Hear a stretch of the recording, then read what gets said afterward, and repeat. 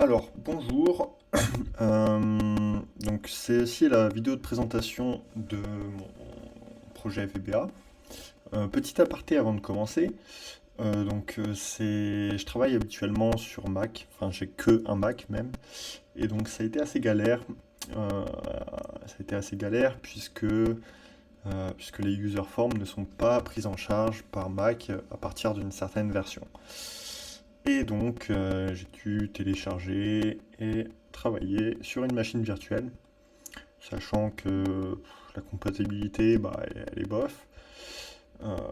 J'ai pris un logiciel gratuit. Et, euh, et donc voilà, c'est juste pour vous le dire. Et donc je vais aussi fragmenter la vidéo en quelques sous-vidéos que je vais recoller après, parce que j'ai des problèmes de fluidité, et quand l'enregistrement dure trop longtemps, ça fait bugger. Ça fait bugger. OBS. Alors, première présentation du site. On va commencer par voir l'aspect global du site avant de rentrer dans une deuxième partie dans les détails concernant le site. Enfin, ouais, voilà. Donc, en cliquant sur le bouton pour démarrer le site, on arrive sur une page d'accueil avec tout simplement le nom du site marchand, ainsi qu'une image et deux boutons qui passent en gras quand on passe dessus d'ailleurs, et un qui permet de quitter bien sûr, et un autre qui permet d'accéder à la boutique. Une fois sur la boutique, on retrouve divers éléments. On a plusieurs combo box, donc une qui répertorie les différents types d'avions, euh, comme on peut voir ici. Ça met à jour la combo box des modèles. Par exemple, là on est dans les Airbus, mais si on va dans les Boeing, ici on aura les Boeing. Et voilà, et tout ça, ça met à jour également l'image, le prix total, ainsi que le prix des options qui est, comment dire, pris suivant le prix de base, défini suivant le prix de base. Donc on a aussi la dernière combo box, c'est la quantité, qui impacte également sur le prix total. On a les différentes checkbox pour les options garantie ou service d'entretien, qui elles aussi ont un impact sur le prix total, bien sûr. Et au niveau des boutons, on a un bouton contact. Bon, comme je ne l'ai pas configuré de contact, j'ai fait en sorte que le bouton fuit. Petite farce, voilà. Sinon, on a le bouton pour quitter, bon, je ne vais pas le faire là. Le bouton pour ajouter au panier et le bouton pour voir le panier. Donc, on va tester tout de suite d'ajouter au panier. Et on voit qu'on a une message box qui nous indique que le produit a bien été ajouté. Si on va sur voir le panier, on retrouve notre produit avec les options indiquées, la quantité ainsi que le prix total. On va revenir à la page de la boutique, histoire d'ajouter quand même plus de références que ça. Hop, voilà. On va par exemple ajouter ceci. On va en ajouter un autre avec sans option, l'autre. Voilà. On va en mettre allez, 3. Voilà, donc j'en ai mis quelques-uns pour tester les fonctionnalités sur la user form panier. Donc ici on a notre liste avec nos différentes références et quantités. Il est possible d'interagir, vu que c'est une liste box. Et en cliquant sur une des références, on peut supprimer cette dernière. Ça met bien sûr le prix à jour. On a également un bouton pour vider le panier, qui supprime totalement tout ce qu'on a rentré. On a un bouton éditer la facture. Ici, comme notre panier est vide, c'est impossible. Et pareil, pour supprimer une référence, il faut d'abord sélectionner un des éléments de notre liste. Pour tester la facture, on va du coup tester de rentrer quelques références. Voilà, par exemple, on va prendre ça, on va en tirer deux avec l'option 1 seulement. Allons-y. Et on va tester avec, je sais pas, ça. J'avais déjà pris tout à l'heure. On va prendre celui-là. Avec seulement l'option 2 pour celui-là, disons. Et on va en prendre d'un seul. Voilà. Donc sur notre panier, on a bien sûr un récapitulatif de nos achats. On va essayer d'éditer la facture. Et alors là, on a une page PDF qui va se générer. Donc voilà, avec un récapitulatif de nos options, de notre référence, de la quantité, ainsi que le prix total qui est tout en bas. Et, euh, et voilà. Donc à savoir que, hop, on a également un message qui nous indique que la facture a été enregistrée à l'emplacement suivant. Et cet emplacement, il s'agit de, hop, dans le dossier VBA, on a un dossier facture. Alors oui, j'avais fait quelques tests auparavant, mais il s'agit de celle-ci normalement.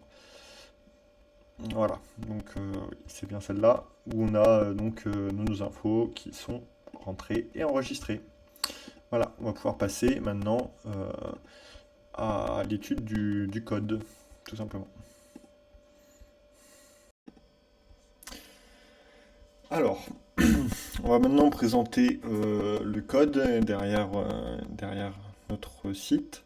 Donc, allons-y.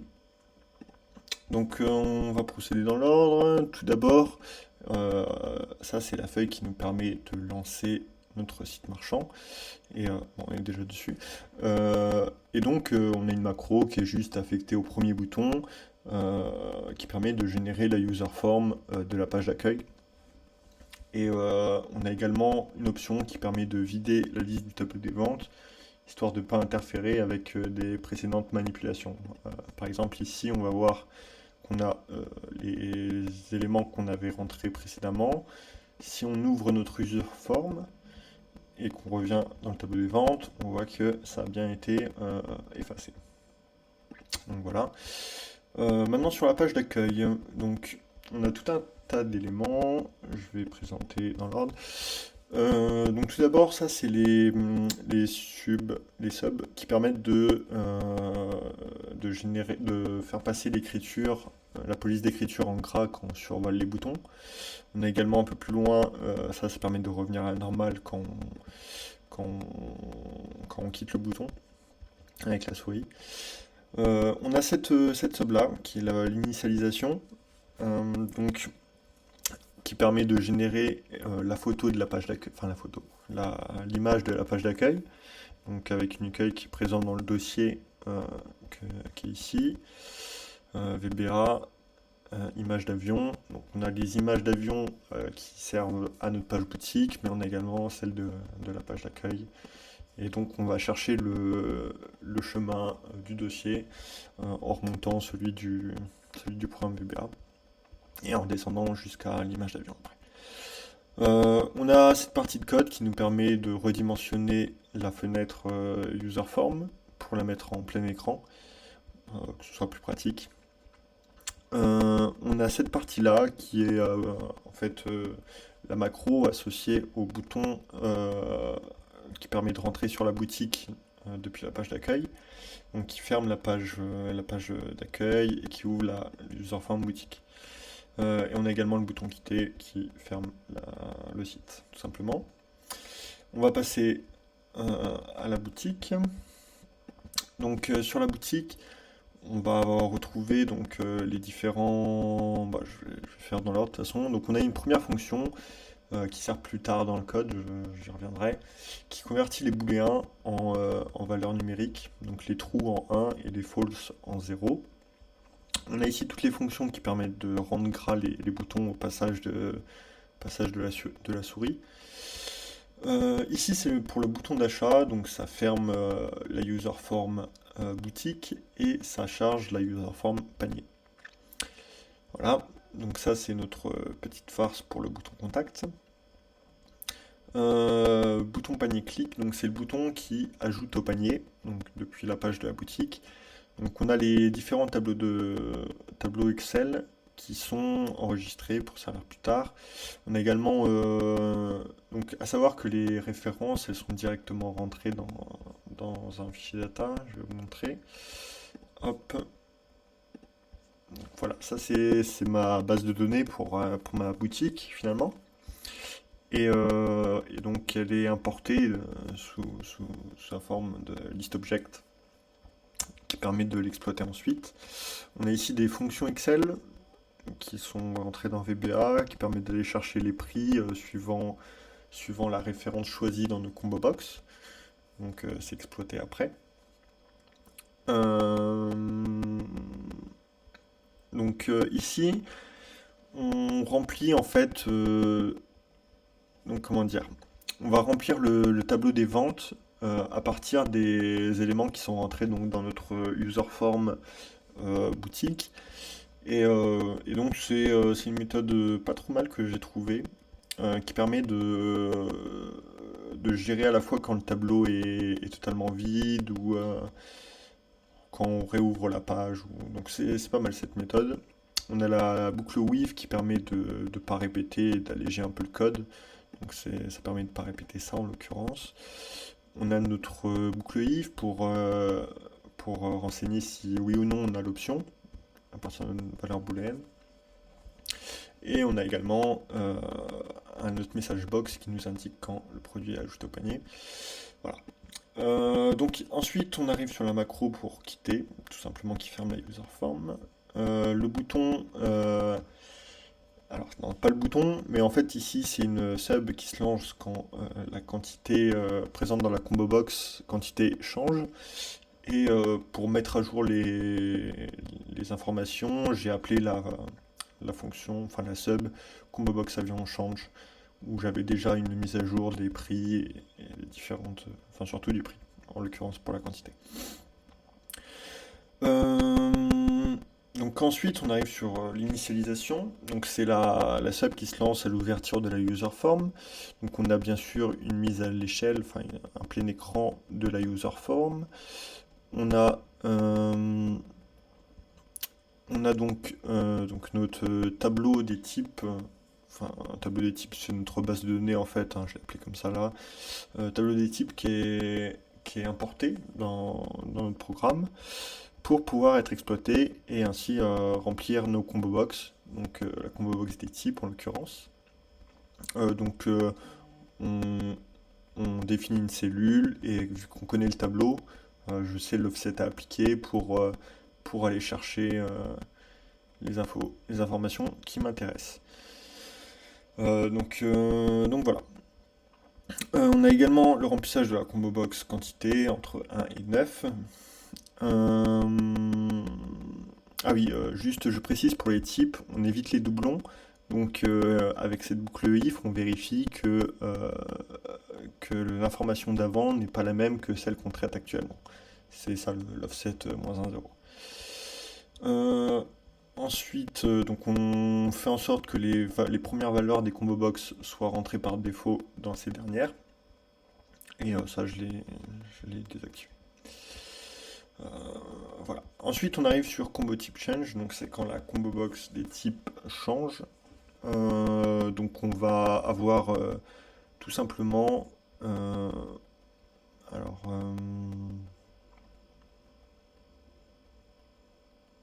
une mise à jour. Attendez, system.value.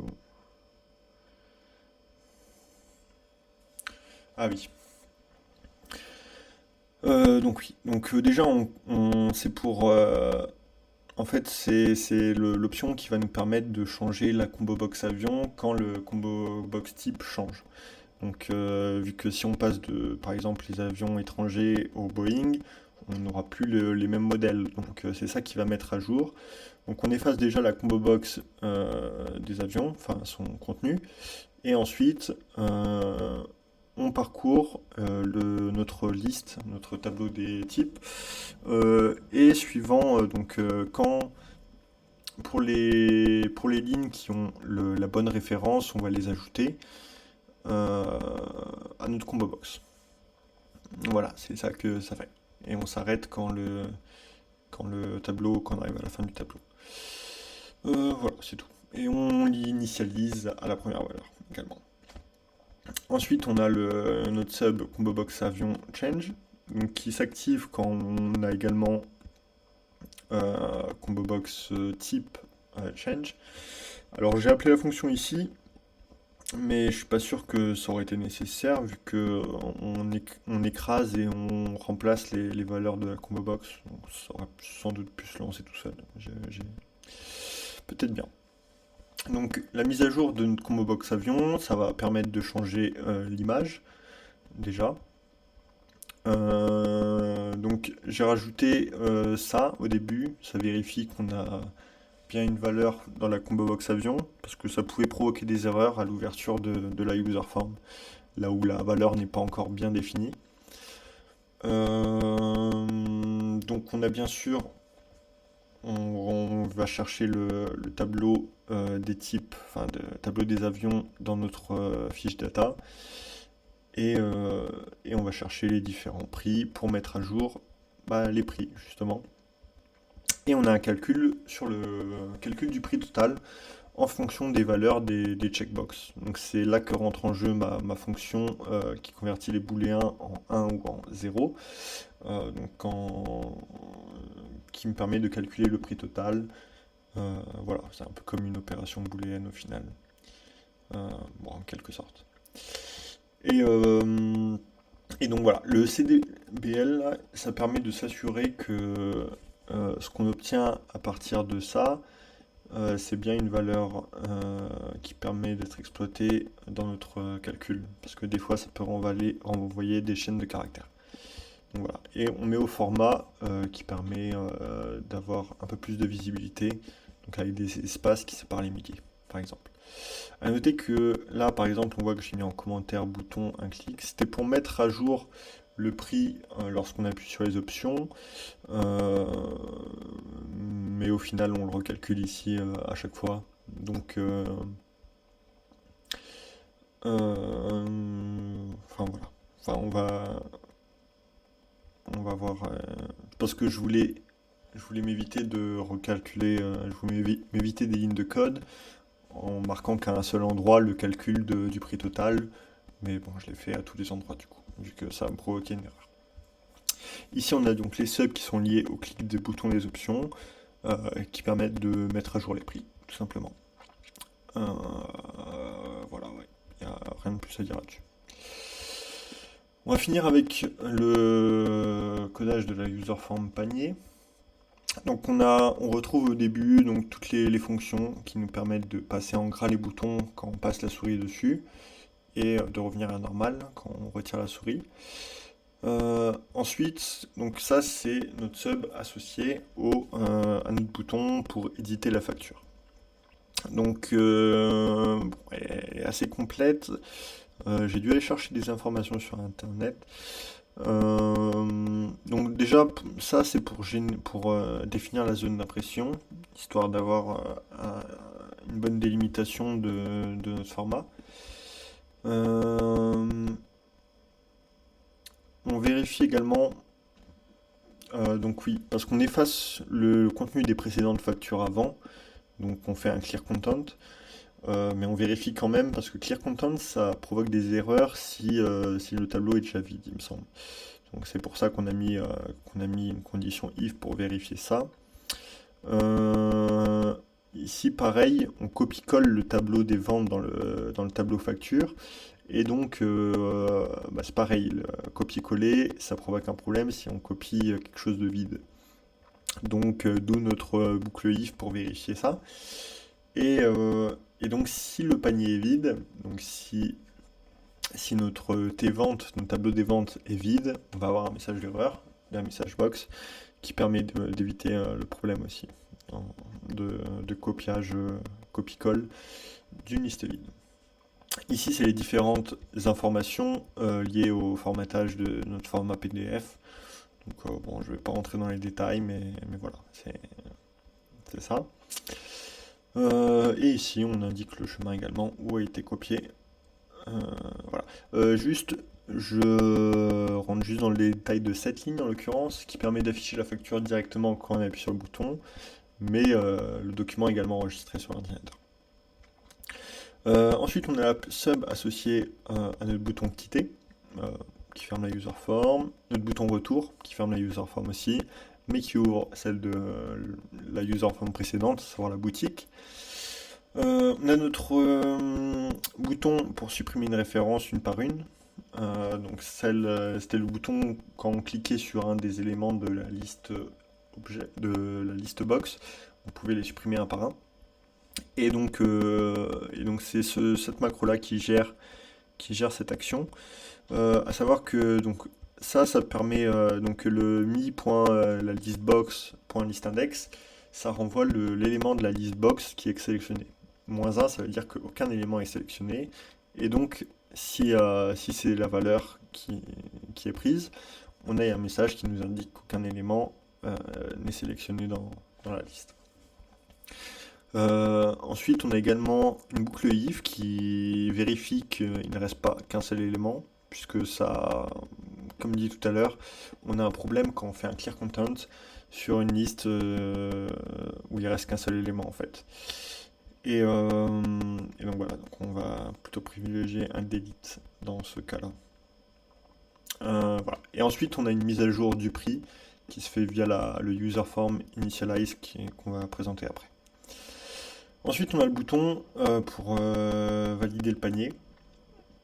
Euh, ouais. Non, pour vider le panier, excusez-moi, j'étais en train de me dire ça n'a pas de sens. Donc oui, donc là c'est pareil, on a utilisé un delete pour supprimer directement tout notre tableau des ventes et on met un user form initialize qui va permettre de mettre à jour notre list box ainsi que notre prix total. Et en parlant de initialize, on va pouvoir enfin l'expliquer. Donc c'est la sub qui se lance au lancement de la user form du panier. Donc on a bien sûr un positionnement de la fenêtre en plein écran, nos différents objets qui sont explicités. Donc on efface la liste box dans un premier temps, s'il y a déjà quelque chose précédemment écrit dedans. Ensuite on vérifie qu'on a qu'on n'a pas de... Enfin, qu'on a quelque chose dans notre tableau des ventes avant d'ajouter. Donc, parce que si on n'a rien, ces lignes-là vont provoquer une erreur, il me semble. Donc ici, vu que c'est une liste box à colonnes, on utilise ce genre d'écriture pour rentrer colonne par colonne. Donc voilà. On a une boucle for pour passer tous les éléments de notre tableau des ventes en revue. Voilà, donc et puis à la fin, on a notre S qui est notre prix total, qui est calculé en faisant la somme de tous les éléments présents dans notre liste box et qui est affiché bien sûr au format qu'on a vu précédemment. Voilà, voilà.